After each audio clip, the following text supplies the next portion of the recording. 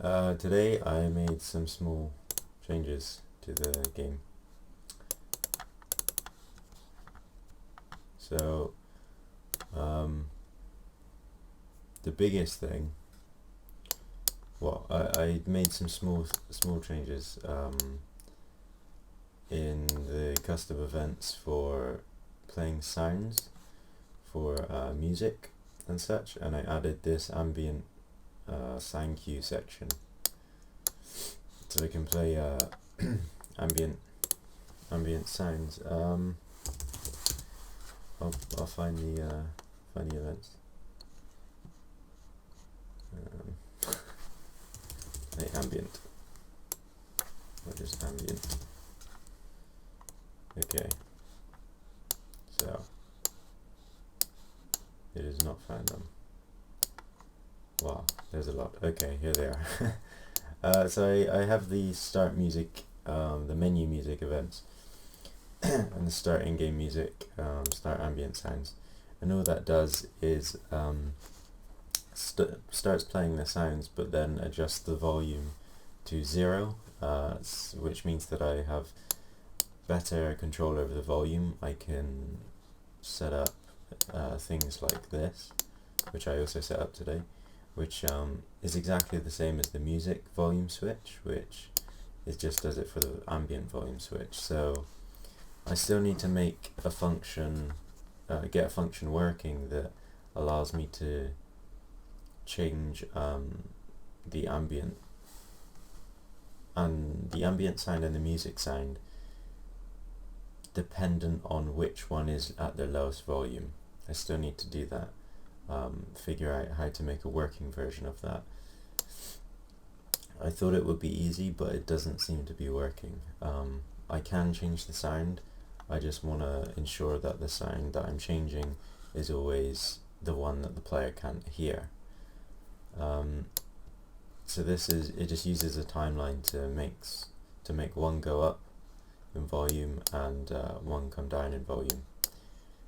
So these are likely be calling at the start of the game, just so that they're always playing in the background, and that I can just fade them in, fade them out. I may play them all at the beginning, but I've just set up these custom events so I can decide that later on, just by calling the event. So I've had this mechanic, or this fix, in the background for a while, and I didn't implement it until today, and it seems to be working quite well. I did write down that so I've overridden the macro for when the Atlassian detaches the Pago, and then you become the Pago, that you don't see the Pago attached to your ship as the Pago, because that wouldn't make sense. So the reason why that happens is because it inherits as a child. The Pago is a child of the Atlassian. I've explained this before, but it means it inherits all of its functionality as well, so I just had to override that functionality. So I did write down a problem that it shouldn't be seen anymore, but I have no way of checking it. I thought I didn't have any way of checking it, but I did check it. I suppose that could be under how did I solve these problems. I'll show you the thing that I'm talking about. So what I did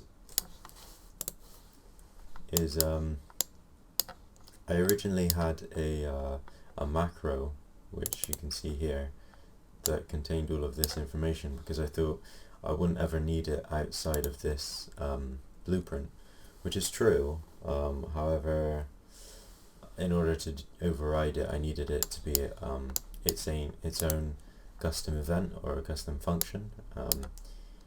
So I made it a custom event instead of being a macro, and then I just call the custom event right after on begin play. So now now that it's its own custom event in the paygo, I've simply overridden it with nothing. So I've just called the event, but there's nothing after it, so it just overrides it with nothing. Now how I fixed not being able to test it was I set up earlier when I first made it. I set up the mesh as a variable, and I just changed the mesh variable from what was a sphere to the floor, because the floor is larger, so I can definitely see it in the game, and I'll show you that. So as you can see, it's in the bottom right of the screen. If I were to press F8 and eject, then you can see that there's the paygo. In the actual thing, it'll be underneath in that compartment type place. So that's where it is. But if I possess it again and I drop the paygo, don't mind the explosion, then the paygo doesn't have that big floor mesh attached to it, which means that it doesn't have the paygo attached to it. So there's the Atlassian in front and there's the paygo, and neither of them have the paygo mesh, which is pretty good, because it means that the paygo is working in that override. And I can switch to the paygo and it still doesn't have it or anything. So yeah, I'll eject. So I've also made another new sound class, and I talked about this before, that I might decide to make another sound mix and break up the AI audio into AI main audio for story and AI just ship info audio. So if I go into sound classes, so I've broken it up here into AI story, an AI story class and an AI ship info class. If I go into the master, you can see that it's a child.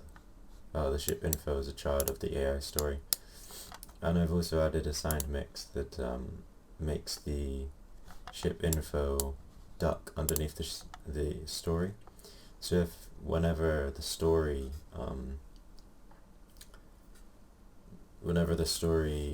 information is being said, that the ship info can also be said, such as switch to flight mode, for example, but it's at a really low volume in comparison. And I've already set up the event for playing the ship AI info audio. So I just have it so that it fades in here, and I chose to do it in the Atlassian blueprint instead of the game mode because I felt like it's not that important it's not that sort of big of an audio thing. It's always going to be on the Atlassian. It's also going to be on the paygo, but it's never going to be called by anything else, never going to have to be really accessed by anything else. So I just decided to do it in the ship itself, which makes sense because it comes from the ship. Although the story AI sounds do actually come from the ship, but I do need the story triggers to be able to access that information, and I don't want to be juggling, is it the Atlassian, is it the paygo that needs to hear it or needs to access whatever information. I want the game mode to access that because I know the game mode stays still and I'm not using any other game mode. So yeah, and I also need to set up the swapping of this audio, the ship AI audio, and that will be dependent on what actually happens. So I suppose I could I could just have it so after Omni Lights, for example, I can have the event that says play ship info audio blah blah blah, whatever is relevant.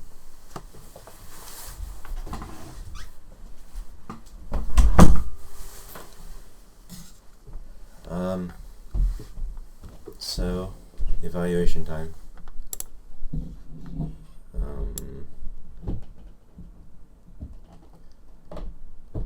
So today it was more focused on audio again, and I think it will be for the next couple of days until I get the audio stuff fixed. So honestly, it's more focused on the impressive portfolio aspect, because it's building up my portfolio with a range of skills, demonstrating that I have a range of skills. So problems and worries that occurred today, I talked about that already. The not being able to see the Pego mesh, but I fixed that by simply changing the Pego mesh. First off, I just did it as kind of like a test to see if it was the mesh, and it turns out it was, so that's how I fixed it. I wouldn't do anything different. Yeah, I wouldn't do anything different because I didn't actually do a lot that could be really evaluated in a way that that would be focused on problems. I did have that one problem and I fixed it in 2 seconds flat, so I don't really have any critique for that. So I could always say do more work. That's not always viable. Such, for example, today I'm very tired, and I decided to do a little bit of work just to be consistent, but not do too large amount of work. I don't even know. So yeah, that concludes my evaluation, I suppose.